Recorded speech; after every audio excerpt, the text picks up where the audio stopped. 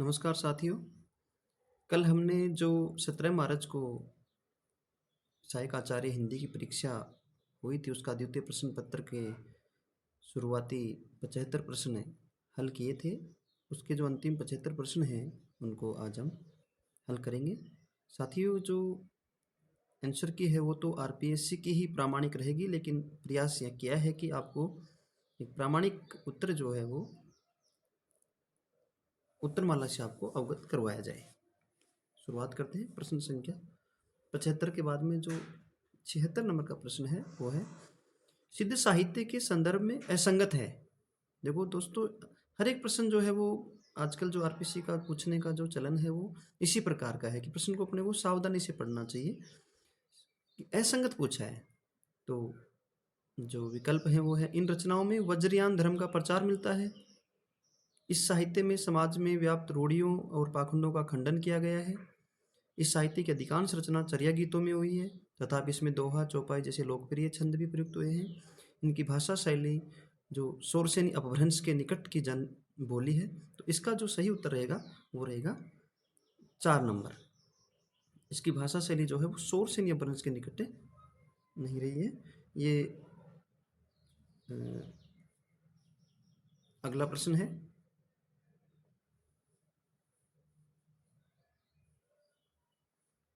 प्रश्न संख्या 77, कौन सा युग्म सुमेलित नहीं है? यहाँ पे जो रचनाएं दे रखी हैं उनमें नई कविता, शक्ति और सीमा, लक्ष्मीकांत वर्मा, भारतीय सौंदर्य शास्त्र की भूमिका, डॉक्टर नगेंद्र, नई समीक्षा के प्रतिमान, निर्मला जैन, अथा तो सौंदर्य जिज्ञासा, रमेश कुंतल मेघ। तो यहाँ पे आप देखेंगे जो विकल्प एक में है, नई कविता और शक्ति और सीमा, ये लक्ष्मीकांत वर्मा की नहीं है। तो इसका सही उत्तर रहेगा 1 नंबर। अगला प्रश्न है, अमीर खुसरो के बारे में कौन सा कथन गलत है? गलत पूछा है। अमीर खुसरो प्रसिद्ध सूफी संत मोइनुद्दीन चिश्ती के शिष्य थे। अमीर खुसरो की रचनात्मक सक्रियता का काल ईसा की 13वीं-14वीं शताब्दी माना जाता है। फारसी के विद्वान होते हुए भी उन्होंने हिंदी की उपेक्षा नहीं की। खालिक बारी खुसरो की प्रसिद्ध रचना है। तो इसमें देखेंगे कि पहला जो विकल्प है, अमीर खुसरो निजामुद्दीन औलिया के थे, इनके शिष्य नहीं थे मोइनुद्दीन चिश्ती जी के। तो इसका जो असंगत है, गलत कथन ये हो जाएगा। अगला है, हिंदी के विद्वानों ने इनका मेवाड़ के रावल खुमान का समकालीन होना अनुमानित किया है, जो गलत है। वास्तव में इनका रचना काल संवत 1730 और संवत 1760 के मध्य में है। खुमान रासों के रचनाकार के विषय में उक्त अभिमत किसका है? रामकुमार वर्मा, रामचंद्र शुक्ल, मोतीलाल मेनारिया, हजारी प्रसाद द्विवेदी। तो यहाँ पे जो सही विकल्प रहेगा वो रहेगा ये कथन मोतीलाल मेनारिया जी का है। तो इसमें विकल्प 3 सही रहेगा। अगला है, रचना और रचनाकार की दृष्टि से कौन सा विकल्प सुमेलित नहीं है? आत्महत्या के विरुद्ध रघुवीर सहाय, 7 गीत वर्ष धर्मवीर भारती, अरण्या अज्ञेय, संशय की एक रात नरेश मेहता। तो यहाँ पे सही उत्तर है वो रहेगा अरण्या अज्ञेय की रचना नहीं है, ये नरेश मेहता की है। अगला है, दिनकर के बारे में असंगत है। उर्वशी काव्य दिनकर की दृष्टि में काम के उन्नयन की भूमि पर प्रतिष्ठित कामाध्यात्म का संश्लिष्ट चित्र प्रस्तुत करता है। दिनकर के कुछ काव्य ग्रंथ आधुनिक बोध अर्थात सामयिकता पर चिंतनपूर्ण सामग्री देते हैं। दिनकर की प्रगतिशीलता राष्ट्रीय भावना से परिचालित है। कुरुक्षेत्र हमारे देश के 6ठे दशक की भाव चेतना को चुनौती देने वाली रचना है। तो यहाँ पे आप ऑप्शन देखेंगे 4 नंबर, क्योंकि कुरुक्षेत्र की जो रचना है वह 1946 में हुई थी। तो ये वाला इसमें असंगत हो जाएगा। प्रश्न संख्या 82 है, सेनापति के बारे में कौन सा कथन गलत है? सेनापति की एक महत्वपूर्ण रचना कवित रत्नाकर है। रामकथा के आकर्षक प्रसंग लेकर भी इन्होंने रचना की है। सेनापति यमक अलंकार के प्रयोग के कारण विशेष रूप से ख्यात हैं। सेनापति ने ऋतु वर्णन में अपनी प्रत्यक्ष अनुभूति अथवा साक्षात ज्ञान का सहारा अधिक लिया है। तो आप यहाँ पे देखेंगे कि सेनापति जो है वो यमक के रूप अलंकार के विशेष नहीं है, इसमें आपको जो है वो श्लेष के लिए प्रसिद्ध है। तो यही जो है विकल्प गलत है। प्रश्न संख्या 83 है, 60 वर्ष एक रेखांकन नामक आत्मकथा किसकी है? नगेंद्र, राजेंद्र प्रसाद, सुमित्रानंदन पंत, शांतिप्रिय द्विवेदी। तो ये जो रचना है वह है सुमित्रानंदन पंत की। अगला है, इनमें से कौन सा ग्रंथ हजारी प्रसाद द्विवेदी का लिखा हुआ नहीं है? हिंदी साहित्य का आदिकाल, हिंदी साहित्य की भूमिका, हिंदी साहित्य उद्भव और विकास, हिंदी साहित्य 3 भाग। तो यहाँ पे आप देखेंगे ऑप्शन कि तीनों रचनाएं द्विवेदी जी की हैं, साहित्य के विद्यार्थी हैं, तो आपको हिंदी साहित्य उद्भव विकास रचना जो है वो इस रचना में प्रत्येक परीक्षाओं में प्रश्न आते हैं, तो इस रचना का आपको अध्ययन जरूर करना चाहिए। इसका सही उत्तर रहेगा हिंदी साहित्य 3 भाग, जो डॉक्टर धीरेन्द्र वर्मा द्वारा लिखित है। बिहारी के बहुत से दोहे आर्या सप्तशती और गाथा सप्तशती की छाया लेकर बने हैं, कथन किसका है? तो ये जो कथन है वो यहाँ पे आ जाएगा आचार्य रामचंद्र शुक्ल का। हिंदी साहित्य इतिहास में ये बिहारी के संबंध में लिखा है, तो यहाँ पे ये उत्तर सही रहेगा। अगला है सरपा के प्रमुख वर्ण्य विषयों में सम्मिलित नहीं है, तो पाखंड, खंडन, गुरु महिमा, भोग मारका, पूर्णतः विरोध और सहज मार्ग। तो यहाँ पे जो पहला है पाखंड खंडन जो है ये भी इन्होंने वर्णन किया है, गुरु महिमा भी है, सहज मार्ग भी है, लेकिन जो भोग मार्ग का पूर्णतः विरोध जो है वो सरप्पा ने नहीं किया है, तो इसका सही उत्तर जो है वो यही हो जाएगा, भोग मार्ग का पूर्णतः विरोध। अगला है रीतिमुक्त काव्य धारा की विशेषता नहीं है, उदात्त प्रेम का निरूपण, भाषा का असाधारण प्रयोग, प्रेम वर्णन में व्यथा की प्रधानता, अलंकारिक चमत्कार के प्रति आग्रह। तो रीति मुक्त का पूछा है यहाँ पे, तो इसका सही उत्तर रहेगा अलंकारिक चमत्कार के प्रति आग्रह। अगला है पत्र और उनके प्रकाशन स्थल की दृष्टि से सुमेलित नहीं है। ब्राह्मण जो पत्र है वो कानपुर से प्रकाशित होता था, हिंदी प्रदीप बनारस, आनंद कादम्बिनी मिर्जापुर, हिंदुस्तान कालाकांकर। तो यहाँ पे सही जो उत्तर रहेगा ये जो है वो सुमेलित नहीं है, हिंदी प्रदीप इलाहाबाद है, तो यहाँ बनारस लिख दिया, तो ये सही नहीं है। किस संग्रह में स्त्री रचनाकार नहीं है? तार सप्तक, तीसरा सप्तक, दूसरा सप्तक और चौथा सप्तक। तो यहाँ पे देखेंगे आप कि तार सप्तक जो है उसमें स्त्री रचनाकार नहीं हो, बाकी जो तीसरा सप्तक है, दूसरा है, चौथा है, उसमें एक एक जो है वो स्त्री जो कह सकते हैं महिला कवित्री हैं वो इसमें सम्मिलित हैं, लेकिन तार सप्तक में जो है वो महिला। ये बहुत अच्छा प्रश्न था, तो यहाँ पे सही उत्तर रहेगा तार सप्तक। अगला प्रश्न है निम्नलिखित के आधार पर सही उत्तर विकल्प चुनिए।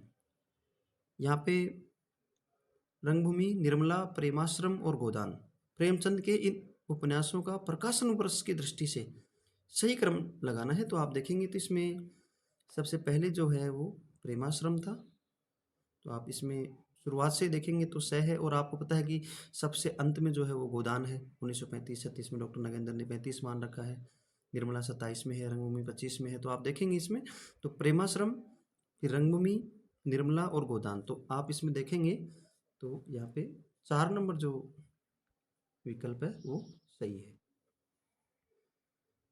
प्रश्न संख्या 91 मधुमालती नामक सूफी ग्रंथ के बारे में कौन सा कथन सही नहीं है? सही नहीं है पूछा है। मधुमालती काव्य में कवि का लक्ष्य प्राय प्रेम के उच्च एवं उदात्त स्वरूप की व्यंजना करना रहा है। इसकी रचना कवि मंझन ने की थी। मधुमालती में नायक नायिका के पूर्व जन्म के प्रणय संस्कारों की महत्ता दिखाई गई है। मधुमालती का नायक मधुमालती की प्राप्ति के साथ ही प्रेमा के प्रणय प्रस्ताव को भी स्वीकार कर लेता है। तो इसका जो सही कथन है वो यही रहेगा कि ये कथन जो है वो सही नहीं है। अगला है अनामिका की रचना नहीं है। खुरदरी हथेलियाँ, कविता में औरत, गलत पत्ते की चिट्ठी, सांकलों में कैद क्षितिज। तो यहाँ पे जो सांकलों में कैद क्षितिज है वो अनामिका की नहीं है। आपको जो ऐप पे PDF उपलब्ध करवाई थी समकालीन प्रगतिवाद, प्रयोगवाद और छायावाद कवियोत्तर की, तो इसमें ये जो रचनाकार हैं समकालीन हैं, जो हिंदी साहित्य इतिहास का एक भाग भी है हिंदी आधुनिक काव्य गद्य विधाओं वाला, तो उसमें ये प्रश्न मिल जाएगा आपको। अगला है समांतर कहानी का आंदोलन किसने चलाया? समांतर कहानी आंदोलन निर्मल वर्मा, महीप सिंह, कमलेश्वर अगे। तो यहाँ पे सही उत्तर रहेगा कमलेश्वर। अगला है जॉर्ज ग्रियर्सन के हिंदी साहित्य के इतिहास के संदर्भ में असंगत है। असंगत पूछा है। इसमें हिंदी साहित्य के इतिहास के विभिन्न काल विभाग भी किए गए हैं। इसमें कवियों का विवरण काल क्रमानुसार दिया गया है। जायसी और तुलसी पर अलग अलग अध्याय हैं। इसमें वर्णित सभी कवियों के विवरण पर्याप्त विस्तार से दिए गए हैं। तो इसका सही जो असंगत है वो यही है, पर्याप्त विस्तार से दिए गए, सभी कवियों के नहीं दिए गए हैं। अगला है, कौन सा विवरण सही नहीं है? अलंकार संप्रदाय के अनुयायियों में जसवंत सिंह, मतीराम, भूषण, दुल्हे, पद्माकर आदि प्रमुख हैं। देवतोष दास आदि रस संप्रदाय के अनुयायी हैं। हिंदी रीति शास्त्री प्रमुखतः संस्कृत के अलंकार रस और ध्वनि संप्रदाय के अनुयायी हैं। रीति और वक्रोक्ति सिद्धांतों के आधार पर हिंदी में कुछ भी नहीं लिखा गया। तो अगर आप डॉक्टर नगेंद्र की रीति काव्य की भूमिका वाली पुस्तक देखेंगे तो जहाँ तक मैं मानता हूँ इसका उत्तर जो है वो 4 नंबर माना जाएगा, क्योंकि उसमें लिख रखा है कि रीति काल में जो ये जो विषय हैं रीति और वक्रोक्ति ये उपेक्षित ही रहे थे। तो यहाँ पे ये संभव है, सॉरी सही नहीं है, तो ये तो सही है, उन्होंने कहा कि उपेक्षित रहे हैं। तो जहाँ तक मेरा मानना है इसका उत्तर जो है वो 1 नंबर हो सकता है। अगला है, आचार्य महावीर प्रसाद द्विवेदी विषय कौन सी स्थापना रामचंद्र शुक्ल की नहीं है? उनका जोर बराबर इस बात पर रहता था कि कविता बोलचाल की भाषा में होनी चाहिए। उनके कारण भाषा में बहुत कुछ सफाई आई। इनकी अधिकतर कविताएं इतिवृत्तात्मकता से रहित थी। उन्होंने संस्कृत वृत्तों का व्यवहार अधिक किया। तो यहाँ पे सही उत्तर है वो, ये कथन जो है वो सही नहीं है। इनकी अधिकतर कविताएं इतिवृत्तात्मकता से रहित थी। प्रश्न संख्या 97 है, कौन सा विवरण सही नहीं है? डोला मरोरा दोहा मूलतः लोक भाषा काव्य है। वसंत विलास श्रृंगार रस का काव्य है। राहुल वेल में राहुल नामक नायिका का शौर्य वर्णन है। उक्ति व्यक्ति प्रकरण में बनारस और आसपास के प्रदेशों की संस्कृति और भाषा आदि पर अच्छा प्रकाश पड़ता है। तो आप देखेंगे कि यहाँ पे जो तीसरा ऑप्शन है, राहुल वेल में राहुल नामक नायक नहीं है, वो क्या थी? नायिका थी। तो यहाँ पे ये सही उत्तर हो जाएगा। ये ऊहा के बल पर कारीगरी के मजमून बांधने के प्रयासी कवि न थे। हृदय की सच्ची स्वाभाविक प्रेरणा इनमें थी। आचार्य रामचंद्र शुक्ल की यह टिप्पणी किस रीतिकालीन कवि के लिए है? तो ये पद्माकर के बारे में जो है वो शुक्ल ने कहा है। आप यहाँ पे इस प्रश्न पत्र में देखेंगे तो अधिकतर प्रश्न जो है वो या तो आचार्य शुक्ल की जो हिंदी साहित्य का इतिहास है उसमें, या डॉक्टर नगेंद्र की जो हिंदी साहित्य का इतिहास है, इन्हीं किताबों में से ज़्यादा प्रश्न जो है वो इस बार आए हैं। अगला है, यदि मेरा यह अनुमान ठीक हो कि शुक शुकी के संवाद के रूप में रासो काव्य लिखा गया था, पृथ्वीराज रासो विषय उक्त वक्तव्य किसका है? राहुल सांकृत्यायन, विश्वनाथ प्रसाद मिश्र, हजारी प्रसाद द्विवेदी, राम कुमार वर्मा। तो यहाँ पे सही उत्तर है शुक शुकी संवाद जो है वो हजारी प्रसाद द्विवेदी ने कहा है। तो इसका सही उत्तर ये रह जाएगा। अगला है, खालसा नागा विरक्त खाकी आदि उप संप्रदायों का संबंध निम्नलिखित में से किसके साथ है? तेरा पंथ, दादू पंथ, नाथ पंथ, कबीर पंथ। तो यहाँ पे इनका संबंध जो है वो दादू पंथ से है। अगला है, सिद्धों की सीधी सादी भाषा को भी लोगों ने खींचतानी करके दृष्टिकूट बनाकर उनकी भाषा को संध्या भाषा बना डाला। यह कथन किसका है? तो यहाँ पे जो सही उत्तर रहेगा ये कथन जो है वो राहुल सांकृत्यायन का है। अगला है, जयशंकर प्रसाद और उनके काव्य के विषय में असंगत है। कामायनी में बुद्धिवाद का विरोध और हृदय तत्व की प्रतिष्ठा है। पेशोला की प्रतिध्वनि में करुणा और विरक्ति का प्राधान्य है। प्रलय की छाया में प्रसाद ने मुक्त छंद में ऐतिहासिक प्रसंगों की शक्तिशाली और मार्मिक अवतारणा की है।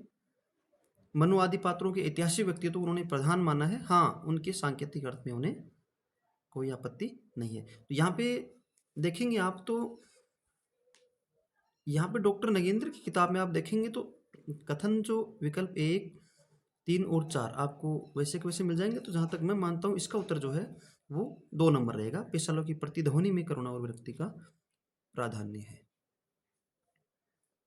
अगला है, इनमें से कौन सा ग्रंथ केशवदास रचित नहीं है? विज्ञान गीता, रसक्रिया, छंद प्रकाश, रतन बावनी। तो यहाँ पे छंद प्रकाश जो है वो केशवदास का नहीं है। हिंदी सूफी काव्य के संदर्भ में कौन सा कथन गलत है? गलत पूछा है। सूफी काव्य में वर्णित कथानक रूढ़ियों का मूल स्रोत अरबी फारसी का साहित्य है। काव्यत्व की दृष्टि से इनकी कथा वस्तु में स्वाभाविकता की अपेक्षा वैचित्र्य की प्रमुखता है।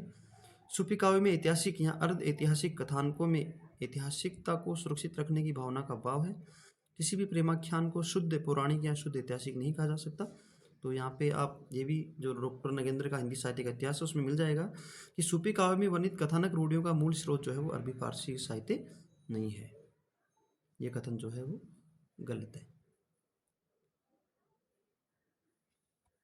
अगला है, यह केवल सांस्कृतिक संघर्ष का काल नहीं था, केवल सामाजिक शक्तियों के एक दूसरे से टकराने का भी समय नहीं था, बल्कि एक नवीन युग के जन्म लेने का समय था। आधुनिक काल की पृष्ठभूमि पर उक्त विचार किसके हैं? तो ये हैं हजारी प्रसाद द्विवेदी का ये कथन है। अगला प्रश्न है, माधुरी पत्रिका में सन 1927-28 में छपरी पंत जी और पल्लव लेखमाला के रचनाकार कौन थे? सोमलाल द्विवेदी, सूर्यकांत त्रिपाठी निराला, महादेव वर्मा, सियाराम शरण गुप्त। तो आपको इसका सही उत्तर रहेगा सूर्यकांत त्रिपाठी निराला। मैथिली शरण गुप्त के बारे में असंगत है। राष्ट्रीय भावना से ओतप्रोत रचनाओं का सृजन, गृहस्थ जीवन में प्रचलित आख्यानों की रचना, हिंदी के जातीय मात्रिक छंदों का प्रयोग, क्लिष्ट खड़ी बोली में काव्य रचना। तो असंगत जो है वो यही आएगा, क्लिष्ट खड़ी बोली में काव्य रचना। अगला प्रश्न है, बिलेसुर बकरिया नामक रेखा चित्र के रचयिता कौन है? प्रकाश चंद्र गुप्त, विनय मोहन शर्मा, अमृत राय, निराला। तो यहाँ पे सही उत्तर है वो रहेगा निराला। अगला प्रश्न है, रचना और रचनाकार की दृष्टि से कौन सा विकल्प सुमेलित नहीं है? सुमेलित नहीं है देखना है। हितोपदेश भाषा रामानंद, अष्टयाम नाभादास, ध्यानमंजरी अग्रदास, भरत मिलाप ईश्वरदास। तो इसका सही उत्तर जो सुमेलित नहीं है वो रहेगा हितोपदेश भाषा रामानंद। आचार्य रामचंद्र शुक्ल ने अपने इतिहास ग्रंथ में तुलसीदास द्वारा रचित ग्रंथों की संख्या कितनी मानी है? 9, 12, 10, 16। तो इसका सही उत्तर रहेगा 12। अगला है, साहित्य में न हमें दूसरी राजमती मिलती है और न दूसरा बिसलदेव ही मिलता है, और इसी में बिसलदेव राज के कवि की सबसे बड़ी सफलता निहित है, ऐसा मानने वाले विद्वान हैं मोतीलाल मेनारिया, पीताम्बर दत्त बर्थवाल, माता प्रसाद गुप्त, नरोत्तम दास स्वामी। तो यहाँ पे सही उत्तर रहेगा माता प्रसाद गुप्त। यह कथन माता प्रसाद गुप्त जी का है। अगला है, धर्मवीर भारती के व्यक्तित्व और कृतित्व के विषय में गलत विवरण है, गलत देखना है। उनकी आरंभ की कविताएं बहुत कुछ कैशोर भावुकता से युक्त हैं। उनके काव्य की बहुत बड़ी विशेषता है उसकी मूर्तता और पारदर्शिता। 7 गीत वर्ष की समस्त कविताओं में ही कैशोर भावुकता व्याप्त है। वे कवि के साथ साथ कथाकार, नाटककार, समीक्षक, संपादक आदि रूपों में प्रतिष्ठित हैं। तो यहाँ पे जो गलत है वो ये रहेगा, 7 गीत वर्ष की समस्त कविताओं में कैशोर भावुकता जो है वो व्याप्त है, ये गलत है।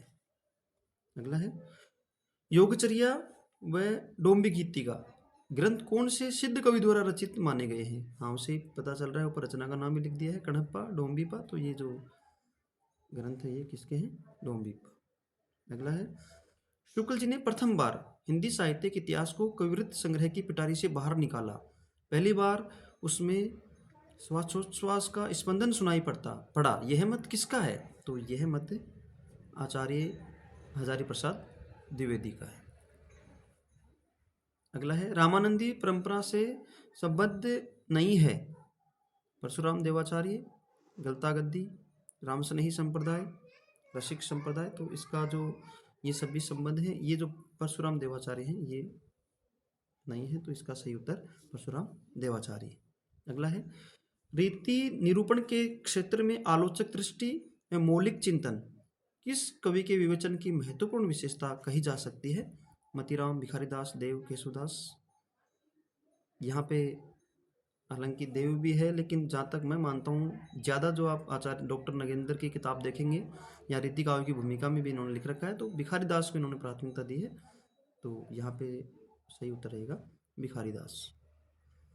मोटे हिसाब से वीर गाथा काल महाराज हमीर के समय तक ही समझना चाहिए। उक्त कथन किसका है? हजारी प्रसाद द्विवेदी, रामचंद्र शुक्ल, मिश्र बंधु, राम कुमार वर्मा। तो सही रहेगा इसमें रामचंद्र शुक्ल का। अगला है, सरस्वती और महावीर प्रसाद द्विवेदी के बारे में कौन सा कथन गलत है? गलत है पूछा है। द्विवेदी जी शिष्य कवियों की रचनाओं में बेखटके कलम चलाते थे। सन 1930 में महावीर प्रसाद द्विवेदी ने सरस्वती पत्रिका के संपादन का दायित्व ग्रहण किया। सरस्वती में हिंदी से इतर भाषाओं के अनुवाद छापने की मनाही थी। द्विवेदी जी स्वीकृत सिद्धांतों के आधार पर हिंदी को परिमार्जित करने में लगे रहते थे। तो गलत पूछा है, तो यहाँ पे जो तीसरा है विकल्प ये आएगा कि सरस्वती में हिंदी से इतर भाषाओं के अनुवाद छापने की मनाही थी। अगला है, जीवनी साहित्य के संबंध में त्रुटिपूर्ण तथ्य है। मरुभूमि का वह मेघ, रामनिवास जाजू, ये घनश्याम दास बिरला की जीवनी है। प्यारे हरिश्चंद्र जू, प्रतिभा अग्रवाल, बाबू हरिश्चंद्र की जीवनी, अनासक्त आस्तिक ज्योतिष जोशी, जैनेन्द्र कुमार की जीवनी, कलम का सिपाही शिवरानी देवी, प्रेमचंद की जीवनी। तो यहाँ पे आप देखेंगे शिवरानी देवी की नहीं है ये, तो इसका सही उत्तर है यही हो जाएगा, कलम का सिपाही शिवरानी देवी।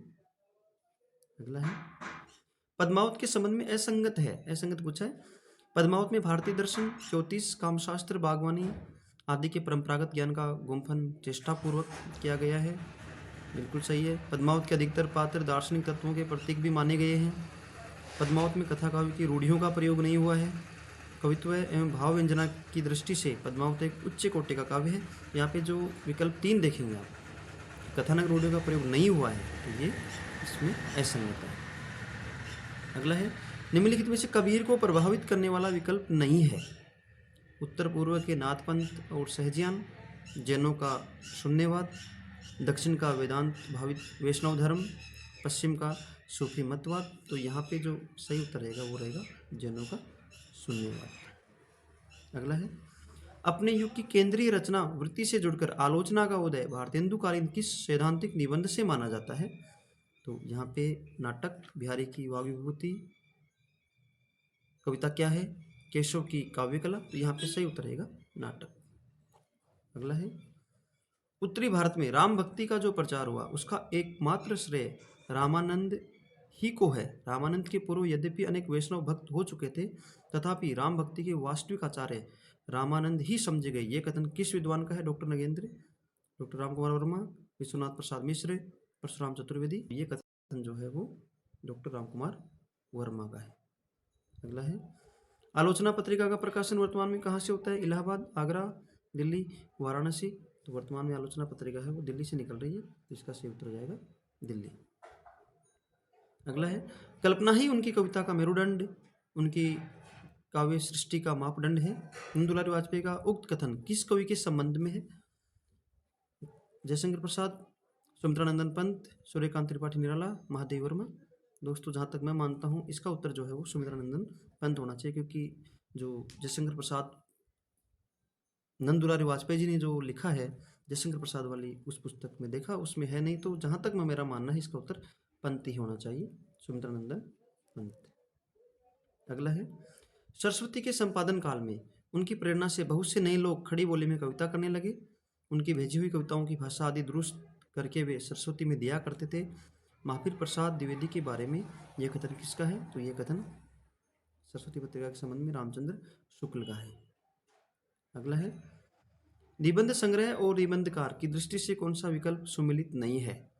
त्रिशंकु, अगे, अस्मिता के लिए, कुबेरनाथ राय, ठेले पर हिमालय, धर्मवीर भारती, बबुल और कैक्टस, रामदास मिश्र। तो यहाँ पे सही विकल्प जो है वो ये सुमिलित नहीं है, क्योंकि अस्मिता के लिए जो है वो विद्यानिवास मिश्र है, ये कुबेरनाथ राय नहीं है। अगला है स्मृति लेखा संस्मरणात्मक पुस्तक के लेखक कौन है? जैनेन्द्र, आगे, कृष्णदत्त पालीवाल, मर्मनाथ गुप्त। तो यहाँ पे आगे जो है वो सही उत्तर रहेगा। अगला है हिंदी के रीतिकालीन कवियों की स्रोत सामग्री की दृष्टि से असंगत विकल्प है। इन्होंने रीति निरूपण के लिए ध्वनि प्रवृत्ति उन्हीं आचार्यों को अपना आधार बनाया जिनके ग्रंथ सुबोध थे। सर्वांग विवेचन हेतु काव्य प्रकाश और साहित्य दर्पण का सहारा मुख्यतः लिया गया। श्रृंगार रस और नायक नायिका भेद के लिए भानुदत्त की रसमंजरी का सहारा लिया। छंद विवेचन के लिए रस तरंगिणी का आश्रय मुख्यतः लिया। इसमें छंद विवेचन के लिए जो है वो यही आएगा। इसमें भानुदत्त की जो रचना है छंद विवेचन के लिए नहीं है, रस के लिए है, तो यहाँ पे असंगत विकल्प यही हो जाएगा। अगला है विजयदेव नारायण शाही के संबंध में असंगत है। शाही की असंकलित कविताओं का संग्रह संवादों से जो उनके मरणोपरांत प्रकाशित हुआ। अपनी लंबी कविताओं में शाही ने मुक्तिबोध की तरह ही फैंटेसी का इस्तेमाल किया है। दूसरा सप्तकी कवि मछलीगढ़ साखी इनके कविता संग्रह, तो इसमें यही हो जाएगा, दूसरा सप्तकी कवि नहीं है। अगला है आदिकालीन जैन साहित्य विषय असंगत तथ्य है। तो अगला प्रश्न है जैन साहित्य का एक रूप टब्बा कहा जाता है। आदिकालीन जैन रचनाकारों की हिंदी अर्धमागधी से अधिक प्रभावित थी। जैन साहित्य में मुख्यतः शांत रस का वर्णन है। जैन साहित्य में श्रृंगार रस का भी वर्णन मिलता है। तो यहाँ पे जो ये दूसरा ऑप्शन है विकल्प 2, आदिकालीन जैन रचनाकारों की हिंदी अर्धमागधी से अधिक प्रभावित थी। तो जहाँ तक मेरा मानना है ये शौरसेनी से था, तो इसका यही उत्तर रहेगा, क्योंकि टब्बा जो है वो जो धार्मिक साहित्य है उसमें, जैन साहित्य में ये इसका रूप मिल जाता है। अगला है, चहु जू साचहु निज कल्याण, तो सब मिली भारत संतान, जपो निरंतर एक जपान, हिंदी हिंदू हिंदुस्तान। ये किसके द्वारा लिखी पंक्तियां हैं? प्रताप नारायण मिश्र, राधाचरण गोस्वामी, भारतेंदु हरिश्चंद्र, राधाकृष्ण दास। तो ये जो पंक्तियां हैं वे प्रताप नारायण मिश्र की हैं। कभी समय रहा तो विस्तृत व्याख्या जो है वो करेंगे पेपर की, अभी तो क्योंकि वीडियो बहुत लंबा हो जाएगा इसलिए थोड़ा जल्दी जल्दी बना देते हैं। शिवाजी और छत्रसाल की वीरता के वर्णनों को कोई कभी झूठी खुशामद नहीं कह सकता। वे आश्रयदाताओं की प्रशंसा की प्रथा के अनुसरण मात्र नहीं थे। कवि भूषण पर यह टिप्पणी किसकी है?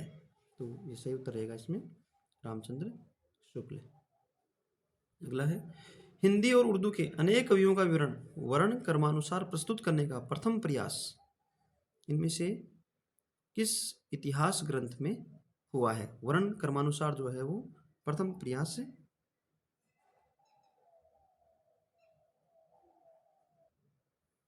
अगला है, हिंदी और उर्दू के, हाँ ये चल रहा था, तो इसमें देखो कि काल क्रमानुसार वर्ण क्रमानुसार पूछा है, तो यहाँ पे इस्तवार देला लिटरेचर एंदु ए हिंदुस्तानी, यहाँ पे सही उत्तर ये रहेगा। अगला है, थर्ड जेंडर किन्नर केंद्रित रचना नहीं है। नहीं है पूछा तो यमदीप है, रेत की मछली, गुलाम मंडी, नाला सोपारा। तो यहाँ पे सही उत्तर रेत की मछली जो कांता भारती की, ये थर्ड जेंडर पर केंद्रित नहीं है। अगला है, रघुवीर सहाय का काव्य संग्रह नहीं है। आत्महत्या के विरुद्ध, हंसो हंसो जल्दी हंसो, कुछ पत्ते कुछ चिट्ठियाँ, घाटी का आखिरी आदमी। तो इसका सही उत्तर जो है ये रघुवीर सहाय का काव्य संग्रह नहीं है। अगला है, मध्यकालीन संतों भक्तों की वाणियों का संग्रह ग्रंथ नहीं है। नहीं है पूछा है तो गुणगंजनामा, नवल सागर, सरवंगी और सरवंगसार। तो यहाँ पर जो गुणगंजनामा है वो जगन्नाथ जी का है, नवल सागर जो मेहतर समाज है महाराष्ट्र में उसका है, सरवंगी रजब का है। तो जहाँ तक मेरा मानना है इसका उत्तर सरवंगसार ही आएगा। अगला है, दशरथ सूत तिहुलोक बखाना, राम नाम का मरम है आना, किस कवि की पंक्ति है? तो ये सीधा प्रश्न, ये कबीरदास की पंक्ति है। अगला है, जैन साहित्य के संदर्भ में असंगत विवरण है। असंगत पूछा है, यह साहित्य प्रमुखतः रास, फागु, चरित आदि शैलियों में मिलता है। जैन मंदिरों में श्रावक लोग रात्रि के समय ताल देकर रासों का गायन करते थे। हिंदी के पश्चिमी क्षेत्र में जैन साधुओं ने अपने मत का प्रचार प्रमुखतः हिंदी कविता के माध्यम से किया। वैष्णव अवतारों की कथाएं भी जैन आदर्शों के आवरण में पद्यबद्ध की गई हैं। तो यहाँ पे जो दूसरा विकल्प है, जैन मंदिरों में श्रावक लोग रात्रि के समय ताल देकर रासों का गायन करते थे। तो यहाँ पे रासों नहीं, रास का गायन करते थे। तो ये वाला है। यहाँ पे जो जैसे मान लो 3 अन्य कथन हैं, तो वो आगे की परीक्षाओं के लिए भी आप इनको तैयार कर याद रख सकते हैं। इसी प्रकार के कथन जो है वो दोबारा आकर के और कथन बन के परीक्षाओं में आ जाते हैं। अगला है, प्राकृत, अगला प्रश्न है, प्राकृत पेंगलम में निम्नलिखित में से किस रचना के कुछ छंद मिले थे जिसके आधार पर आचार्य रामचंद्र शुक्ल ने इसके अस्तित्व की कल्पना की थी?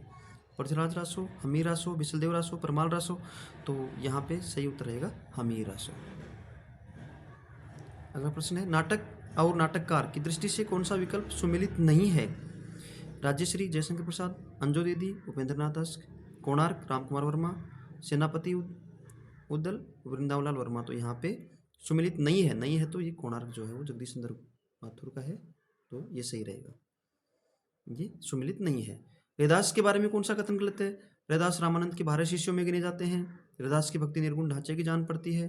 रैदास के लिखे कुल 4 ग्रंथ मिलते हैं। रैदास काशी के रहने वाले माने जाते हैं। तो यहाँ पे 4 ग्रंथ नहीं मिलते, इनके 40 पद जो है वो मिलते हैं। तो ये कथन गलत हो जाएगा।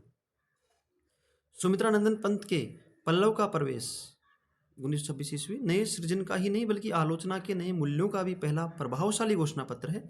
छायावादी कवियों की आलोचना पर विचार करते हुए यह कथन किस ख्यात आलोचक का है? शांतिप्रिय द्विवेदी, नंद दुलारे वाजपेयी, डॉक्टर निर्मला जैन, डॉक्टर नगेंद्र। तो यहाँ पे जो ये कथन है वो डॉक्टर निर्मला जैन का है। अगला है रचना और रचनाकार की दृष्टि से कौन सा विकल्प सुमेलित नहीं है पूछा है। मूल, गोसाई चरित, बेणी माधोदास, भक्तमाल, नाभादास, 84 वैष्णव की वार्ता, कृष्णानंद, भक्त नामावली, ध्रुवदास। तो यहाँ पे सही उत्तर रहेगा 84 वैष्णव की वार्ता, कृष्णदास, कृष्णानंद का, ये इनकी रचना नहीं है। कबीर मस्त मौला थे, जो कुछ कहते थे साफ कहते थे। जब मौज में आकर रूपक और अन्योक्तियों पर उतर आते थे, तब जो कुछ कहते थे वह सनातन कवित्व का श्रृंगार होता था। कबीरदास के संबंध में ये विचार किसके हैं? पुरुषोत्तम अग्रवाल, विश्वनाथ प्रसाद मिश्र, रामविलास शर्मा, हजारी प्रसाद द्विवेदी। तो ये विचार जो है वो हजारी प्रसाद द्विवेदी के हैं। इस बार की जो प्रश्न पत्र द्वितीय है उसमें कथन ज़्यादा हैं, और अधिकतर जो कथन है वो डॉक्टर नगेंद्र की पुस्तक या आचार्य शुक्ल की किताब, इनके अलावा एक एक दो दो प्रश्न जो हैं वो अलग अलग, जैसे निर्मला जैन की देखा हमने या राहुल साकंटियान के देखे। तो इसके लिए मैं आपको यही कहूँगा कि अगर आप आगे भी तैयारी इसी प्रकार से, क्योंकि आजकल जो प्रश्न है वो गहराई से आने लग गए, तो आपको हजारी प्रसाद द्विवेदी की हिंदी साहित्य का उद्भव विकास, डॉक्टर नगेंद्र की हिंदी साहित्य का इतिहास वाली, और आचार्य शुक्ल की जो वो तो मानक है ही हिंदी साहित्य का इतिहास, इन किताबों को आपका आवश्यक रूप से अध्ययन करना चाहिए। अगला है पुष्टि मार्ग का आधार है द्वैतवाद, द्वैताद्वैतवाद, विशिष्टाद्वैतवाद, शुद्धाद्वैतवाद। तो वल्लभाचार्य जो थे पुष्टि मार्ग के, तो इसमें सही उत्तर आएगा शुद्धाद्वैतवाद, वल्लभ संप्रदाय था। अगला है भूषण बिनु ने विराजई कविता वनिता मित, यह ख्यात पंक्ति किस आचार्य की है? ये जो है केशवदास की है। अगला प्रश्न है शिवराज भूषण किस विषय का ग्रंथ है? श्रृंगार, नायिका भेद, अलंकार और रस। तो यह है अलंकार का जो है ग्रंथ है। अगला प्रश्न है इनमें से भीष्म सानी द्वारा रचित नाटक नहीं है? माधवी, देहांतर, हानुस, कबीरा खड़ा बाजार में। तो यहाँ पे आप देखेंगे कि जो दूसरा वाला ऑप्शन है देहांतर, ये नंदकिशोर आचार्य है, इनका नहीं है ये नाटक, तो ये सही उत्तर रहेगा। अंतिम प्रश्न है हिंदी के रीति ग्रंथों में प्रायः 3 प्रकार की निरूपण शैली काम में लाई गई है। काव्य प्रकाश की निरूपण शैली, श्रृंगार तिलक, रसमंजरी आदि की श्रृंगार रश्मि नायिकाओं वाली शैली, और चंद्रलोक की संक्षिप्त अलंकार निरूपण शैली। रीति ग्रंथों की निरूपण शैली विषय उपयुक्त वर्गीकरण निम्नलिखित में से किस आलोचक ने रीति काव्य की भूमिका को स्पष्ट करते हुए किया है? तो यहाँ पे आगे रीति काव्य की भूमिका जो किताब है वो आपको पता है किसके? डॉक्टर नगेंद्र की। तो ये यहाँ पे सही उत्तर रहेगा डॉक्टर नगेंद्र। तो ये अंतिम था डॉक्टर नगेंद्र। इस प्रकार से कल आपको 75 प्रश्न और आज 75 प्रश्न हल करवाए गए। मेरा यही प्रयास था कि जो प्रामाणिक पुस्तकें हैं उनमें से देख करके उत्तर देने का प्रयास किया गया है। हो सकता है एक दो प्रश्न जो है वो आरपीसी की जो उत्तरमाला आएगी उसमें हो, लेकिन कोशिश यही की है कि प्रामाणिकता के द्वारा जो मैंने अध्ययन किया है और जो किताबें हैं उनमें देख करके ये आंसर की आपके सामने जो है उत्तरमाला हल करवाई गई है। धन्यवाद। अगर कोई उत्तरमाला में आपको लगे कि इसका उत्तर ये नहीं हो करके या दूसरा है जो भी लगे, तो आप कमेंट करके निश्चित रूप से अवगत कराइएगा। धन्यवाद।